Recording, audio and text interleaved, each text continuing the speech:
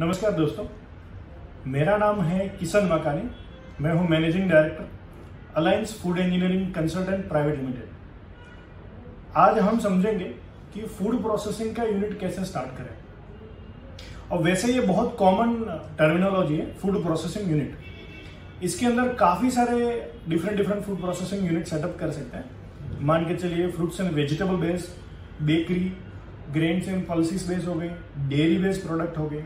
तो इस हिसाब से काफ़ी सारे को अगर हम एक ओवरऑल हम देखा जाए तो हम कैसे उसको स्टार्ट कर सकते हैं, उसको आज हम समझते हैं। तो आज हम समझेंगे कि फूड प्रोसेसिंग यूनिट स्टार्ट करने के लिए उसकी टेक्निकल कैसे चेक करनी है, सिविल इंफ्रास्ट्रक्चर कैसे डेवलप करना है, मशीनरी प्रोक्योरमेंट पे क्या ध्यान रखना है, मशीनरी कैसे सिलेक्ट करनी है, और साथ साथ में प्रोजेक्ट कंप्लीशन होने के बाद उसमें क्या क्या स्टेच्यूटरी अप्रूवल्स है, लाइसेंस है, वो सब हमें चाहिए होते हैं।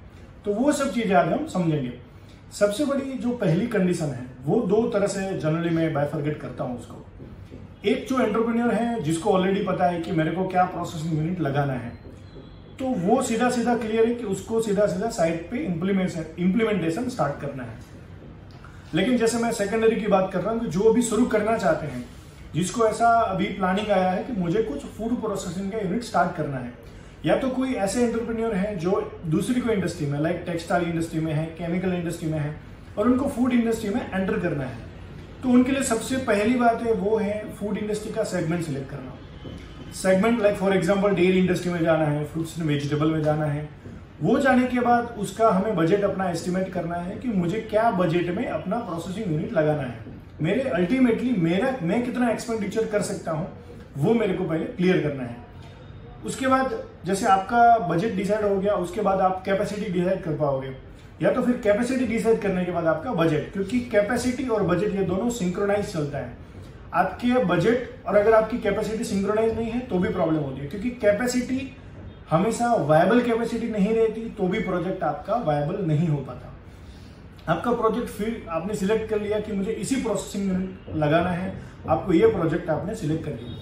उसके बाद आता है आपका डिटेल प्रोजेक्ट रिपोर्ट, जिसमें आपकी टेक्निकल और फाइनेंशियल फिजिबिलिटी चेक करनी होती है, जिसमें आप जो लगाने वाले हैं उसकी रॉ मटेरियल अवेलेबिलिटी से लेके फिनिश गुड्स के आप कहाँ बेचोगे, मार्केट कैसा है, और आपकी रेवेन्यू कितनी आएगी, वो सब का प्लानिंग आपके टेक्निकल जो डिटेल प्रोजेक्ट रिपोर्ट है उसमें आपको करना होता है, जो आपके आने वाले टाइम में आपको बैंकर को भी काम आएगा और आपके खुद के प्लानिंग के लिए भी आपको वो डीपीआर आपको चाहिए।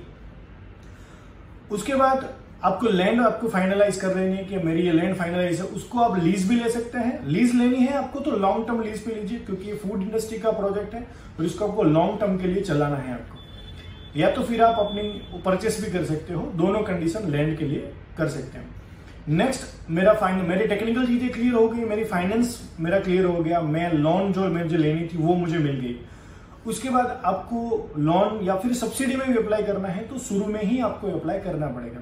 आपका वो जो डीपीआर है आपने गवर्नमेंट में, या तो फिर जैसे मान के चलिए फूड प्रोसेसिंग में, जैसे ministry of food processing industries है, वो आपको असिस्टेंट प्रोवाइड करती है, तो आपको वहां पे सबमिट करना है। आपकी लोन आ जाए उसके बाद, हाँ, उसके लिए जो भी ईओआई खुलती है उसके बाद आप उसमें सबमिट कर सकते हो। ये होने के बाद आपको आपकी अप्रूवल मिल गई, आपको बैंक से लोन मिल गई, आपको अप्रूवल मिल गई गवर्नमेंट से सब्सिडी वगैरह के लिए। उसके बाद जो आपके स्टेप्स चालू होते हैं उसको बोलते हैं प्राइमरी स्टैट्यूटरी अप्रूवल्स। प्री मतलब हमारे प्रोसेसिंग यूनिट सेटअप करें उससे पहले हमें वो सब क्लियरेंस हमें चाहिए। मान के चलिए आपको बिल्डिंग परमिशन है, वो आपको लेनी है। उसके बाद कंसेंट टू एस्टेब्लिशमेंट है पॉल्यूशन कंट्रोल बोर्ड से, वो आपको लेना है। साथ साथ में जो आपको पावर की फैसिलिटी है, टेम्पररी पावर आपको चाहिए, पानी की वाटर फैसिलिटी वो सब चाहिए, तो वो सब चीजें आपको लेनी है। और बाकी लोकल भी काफी सारे डिफरेंट जो अप्रूवल्स है वो आपको वहां से ही आपको मिल सकते हैं, लोकल से। आपके प्राइमरी अप्रूवल्स आ गए, उसके बाद आपको काम स्टार्ट करना है। आपने अपना मेन जो चीज है, जो कोई भी प्रोसेसिंग इंफ्रास्ट्रक्चर में फूड प्रोसेसिंग में दो चीज है, एक तो है सिविल और दूसरा है मशीनरी। सिविल इंफ्रास्ट्रक्चर में जो डेवलप करना है अपने को, तो उसका आपको जो सर्टिफिकेशन लेना है आने वाले टाइम में, फॉर एग्जाम्पल आपको कोसर का लेना है, आपको हैसब का लेना है, आपको आईएसओ का लेना है, एफएसएससी का लेना है, तो जो भी आपको सर्टिफिकेशन लेने हैं वो शुरू में ही जितना आप प्लानिंग करके चलोगे उसी हिसाब से आपका जो यूनिट है वो बेहतर बन पाएगा। आपका सर्टिफिकेशन के हिसाब से आपको प्रोसेसिंग यूनिट डेवलप करना है, आपका सिविल इंफ्रास्ट्रक्चर प्लानिंग करना है। सिविल इंफ्रास्ट्रक्चर को प्लानिंग करने के टाइम पे आपको हर एक चीज ध्यान में रखनी है। जैसे मान के चलिए रॉ मटेरियल अराइवल से लेके रॉ मटेरियल का स्टोरेज है, आपका प्रोसेसिंग एरिया है, प्रोसेसिंग के एरिया का एटमोस्फेयर कैसा रखना है, उसके बाद आपको वर्क इन प्रोग्रेस के लिए जो आपको एरिया चाहिए, जो फिनिश गुड्स है उसको रखने के लिए आपको एरिया चाहिए, फिर फिनिश गुड्स को डिस्पैच करना है उसके लिए एक एरिया चाहिए, और साथ साथ में जो ट्रांसपोर्टेशन करेंगे तो उसके लिए क्या क्या चीजें चाहिए। मान लीजिए आपको डॉक लेवलर चाहिए, तो वो प्लानिंग पहले से ही हो जाता है, वो बाद में नहीं होता। तो ये चीजें आपको शुरू में ही आपको पहले से प्लान कर देनी है कि लोकेशन है वो कहाँ पे, कौन कौन सी चीज अपने को फिट करनी है। दूसरी नेक्स्ट हम जाते हैं मशीनरी में। तो मशीनरी में आपको सिलेक्ट करना है, तो फूड इंडस्ट्री में बहुत सिंपल है, आपको SS304 या तो SS316 ही मशीनरी आपको प्रीफर करनी है। जहां पे कॉन्टेक्ट पार्ट्स है वहां पे तो ये मस्ट है कि आपको SS304 ही लेना है। उससे अगर अपग्रेड वर्जन में, अच्छे वर्जन में जाना है तो 316 भी आप ले सकते हैं। एक चीज ध्यान रखनी है कोई भी प्रोसेसिंग मशीनरी में कि जो भी आप मशीनरी प्रोक्योर करते हैं वो सिंक्रोनाइज होनी चाहिए आपके रॉ मटेरियल से लेके फिनिश गुड्स तक की। आपकी मेन जो कोर मशीनरी है वो आपकी सिलेक्ट होगी, लेकिन साथ साथ में आपको चाहिए उसकी क्वालिटी एश्योरेंस। तो उसके लिए आपको चाहिए लेबोरेटरी इंफ्रास्ट्रक्चर। तो वो भी इतना ही आपको ध्यान रखना है कि लेबोरेटरी जो है वो आपके प्रोसेसिंग इंफ्रास्ट्रक्चर के नजदीक में रहे, जिससे आप उसको तुरंत टेस्ट करके वहां से आप चेक कर पाओ। तो आपका जो भी बैच बनेगी वो प्रॉपर बने और कहीं आपको गलत, आपका जो लोट है वो गलत ना चला जाए, तो वो कंटिन्यूअस आपको चेक करनी पड़ेगी। तो हमारा सिविल इंफ्रास्ट्रक्चर हमने देखा, मशीनरी हमने देखी, वो आपके जो सर्टिफिकेशन है उसके हिसाब से आपको डिसाइड करना है। नॉर्मल आपको डिजाइन करना है तो वो भी अपना जो FSSAI है, जो कोडेक्स स्टैंडर्ड के हिसाब से अगर आपको सेटअप करना है तो वो भी आप कर सकते हैं। प्रोजेक्ट आपका कंप्लीट हो गया, उसके बाद आपको कंसेंट टू ऑपरेट लेना है, फिर आपको FSSAI के लिए अप्लाई करना है, और साथ साथ में अगर आपको जो भी दूसरे सर्टिफिकेशन है, मान के चलिए FSSC है, ISO है, SAP है, वो सब के लिए भी आप अप्लाई कर सकते हैं। जब आपका प्लांट रन हो गया उसके बाद आपको कैसे डिवीजन बनाने हैं। वैसे काफी सारे डिफरेंट डिवीजन बन सकते हैं, लेकिन मैं टेंटेटिव आपको आइडिया बता रहा हूं।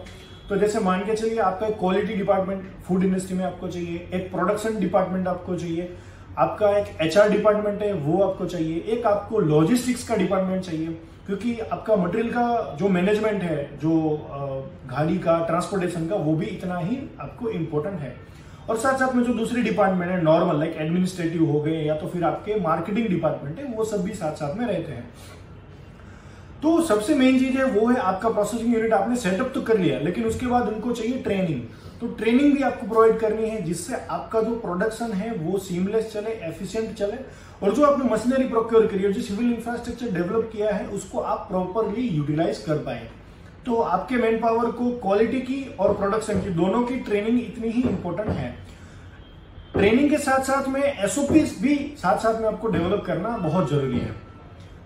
तो इस हिसाब से अगर आपको प्रोसेसिंग यूनिट पूरा का पूरा डेवलप करें, इसमें आपका जो शुरुआत का इंफ्रास्ट्रक्चर और बाद में आपका ऑपरेशन, वो दोनों सीमलेस चले, तो उसका आपको शुरू में ही प्लानिंग करना चाहिए, जिससे बाद में आपको उस चीज की प्रॉब्लम ना आए। तो मैं आशा करता हूं कि आपको ये वीडियो बहुत फ्रूटफुल रहा और आपको चीजें समझ में आई हो। आपको कुछ भी दूसरी इंफॉर्मेशन चाहिए, कुछ समझना हो, तो आपको नीचे जो डिस्क्रिप्शन में जो नंबर है उसमें आप संपर्क कर सकते हैं।